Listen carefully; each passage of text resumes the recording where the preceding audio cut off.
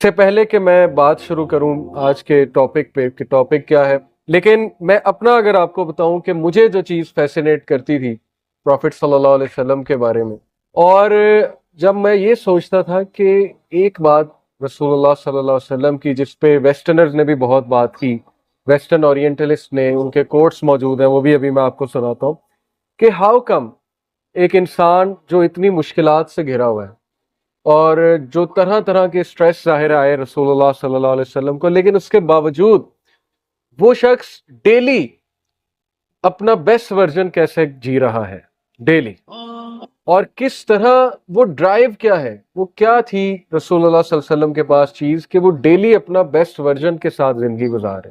صحابہ کہتے ہیں کہ رسول اللہ صلی اللہ علیہ وسلم کی چال 50 سال پلس رسول اللہ کی ایج جب تھی تو صحابہ کہتے ہیں ہم ایون ان سے ینگ تھے لیکن وہ ہم سے آگے نکل جاتے، یعنی ان کی چال ایسی تھی کہ جوان آدمی بھی پیچھے رہ جاتا۔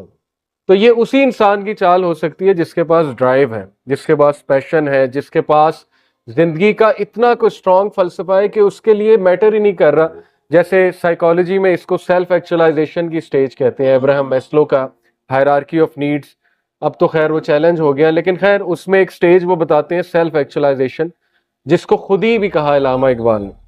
سیلف ایکچولائزیشن وہ سٹیج ہوتی ہے کہ جب دنیاوی ٹینشنیں اور پریشانیاں آپ کے لیے کچھ بھی نہیں رہتی، میٹر ہی نہیں کرتی، اور آپ اتنے اسٹرانگ ہو جاتے ہو اور آپ اس لیول پہ پہنچ جاتے ہو کہ آپ کو کوئی بھی نہیں روک سکتا جو آپ کرنا چاہتے ہو۔ اور یہ سیلف ایکچولائزیشن ہمیں رسول اللہ صلی اللہ علیہ وسلم کے اس سینٹینس میں نظر آتی۔ جب ابو طالب کو کہا کہ اپنے بھتیجے کو روکو، یہ تو ہمارا سارا سٹیٹس کو اور نظام خراب کر رہا ہے، نعوذ باللہ، تو انہوں نے بات کی رسول اللہ صلی اللہ علیہ وسلم سے، تو اللہ کے نبی نے جواب دیا کہ او مائی انکل، اگر یہ سورج کو میرے رائٹ ہینڈ میں رکھیں اور چاند کو میرے لیفٹ ہینڈ میں رکھیں تو پھر بھی میں اس مشن سے نہیں رکوں۔ یہ ایسے شخص کے ہی الفاظ ہو سکتے ہیں کہ جس کو کسی کا ڈر نہیں سوائے اللہ سبحانہ و تعالیٰ کے، اللہ رب العالمین کے۔ اور یہ کیسے اتنی اسٹرینتھ آ گئی اس جملے کے پیچھے؟ بہت اسٹرینتھ ہے اگر آپ اس پہ سوچیں۔ حضرت عمر صلی اللہ عنہ سے ایک بار رسول اللہ صلی اللہ علیہ وسلم کی گفتگو ہو رہی تو حضرت عمر نے کہا یا رسول اللہ میں آپ سے سب سے زیادہ محبت کرتا ہوں سوائے اپنے اور اپنی فیملی والوں کے۔ سچ بولا۔ اللہ کے نبی صلی اللہ علیہ وسلم نے کہا کہ عمر آپ تب تک کامل مومن نہیں ہو سکتے جب تک آپ اپنی فیملی اور اپنے آپ سے بھی مجھ سے زیادہ محبت نہیں کریں گے۔ حضرت عمر خاموش ہو گئے اور سوچ میں پڑ گئے اور سوچتے رہے یہاں تک کہ سوچ کر انہوں نے جواب دیا کہ اللہ کے نبی اب میں آپ سے اپنے سے زیادہ بھی محبت کروں۔ تو ان کی محبت ایموشنل سے زیادہ انٹلیکچوئل تھی۔ یہ بہت فرق ہے۔ ایک صحابی نے رسول اللہ صلی اللہ علیہ وسلم کو کہا کہ میں آپ سے بہت محبت کرتا ہوں، تو اللہ کے نبی صلی اللہ علیہ وسلم نے کہا کہ سچ کہہ رہے ہو؟ تو انہوں نے کہا میں سچ کہہ رہا ہوں۔ تو اللہ کے نبی صلی اللہ علیہ وسلم نے کہا کہ پھر مشکلات کے لیے تیار ہوں۔ یعنی ریئلسٹک محبت تھی ان کو۔ دیکھیں ایموشنل بالکل ہے، جذباتی محبت، وہ بھی اس کی بھی بہت قدر ہے۔ ایک نان پریکٹسنگ بندہ ان دا سینس کہ جو سٹرگل کر رہا ہے اسلام کا پیکٹ کرتے ہوئے، ہم سب سٹرگل کرتے ہیں کسی نہ کسی شکل میں، وہ کہتا ہے کہ ہاں نماز پڑھنی چاہیے، مجھ سے نہیں پڑھی جا رہی، لیکن وہ مانتا ہے نماز، وہ بھی بہت محبت کرتا ہے رسول اللہ سے۔ ایک بہت ایسا شخص جو کہتا ہے میں بہت گناہوں میں مبتلا ہوں، وہ بھی محبت کرتا ہے۔ تو یہ تو جذباتی محبت تو ہے ہی، اور یہ تو اللہ نے ہر مسلمان کے دل میں رکھی ہوئی ہے، یقین کریں۔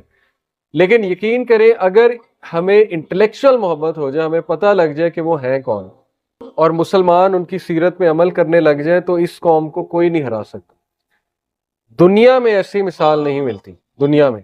رومن نے بھی بہت غلبہ پایا، گریکس نے بھی پایا، اس میں کوئی انکار نہیں ہے ہمیں، لیکن رومیوں کو ہزاروں سال لگے غلبہ پانے میں۔ پتہ آپ کو اس بات کا؟ تاریخ پڑھ لیں۔ یہ چیز ہسٹورینز کو بیفل کرتی ہے کہ 80 سال میں ایک قوم اتنا رقبہ کیسے بنا لیتے ہیں اور اس لیول پہ کیسے پہنچ جاتے ہیں۔ 80 سال میں تو رومنز جو ہے وہ ان کو 2 سٹیز کانکر ہوئی ہوں گی میکسیمم، کتنے سٹیز کانکر کر لی ہوں گی۔ تو یہ ایک جیتی جاگتی جو ہے وہ ہمارے سامنے مثال ہے کہ ہاؤ کم اتنی پیس پہ کیسے ہو جاتا ہے کام۔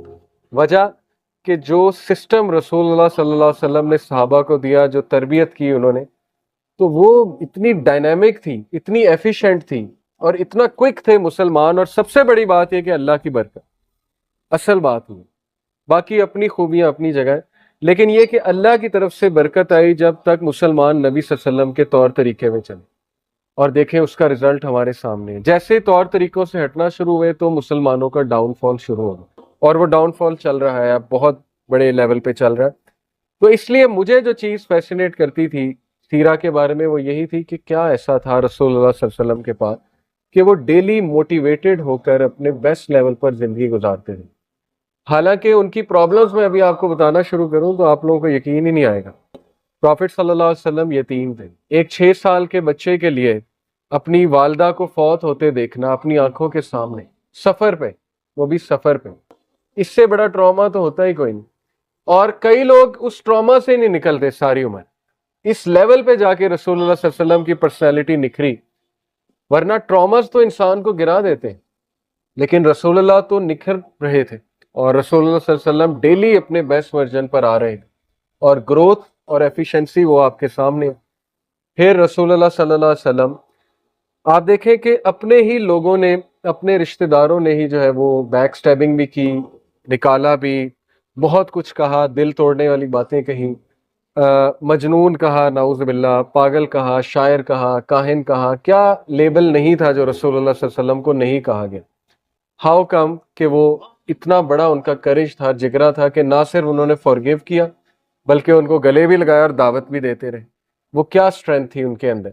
اور پھر دیکھیں انہیں نکال دیا گیا، نکال دیا یا کہہ لیں کہ بس انہوں نے اتنی زیادتی کی کہ شیبہ ابی طالب کا واقعہ ہمارے سامنے موجود ہے، بنو ہاشم کا بوائے کاٹ۔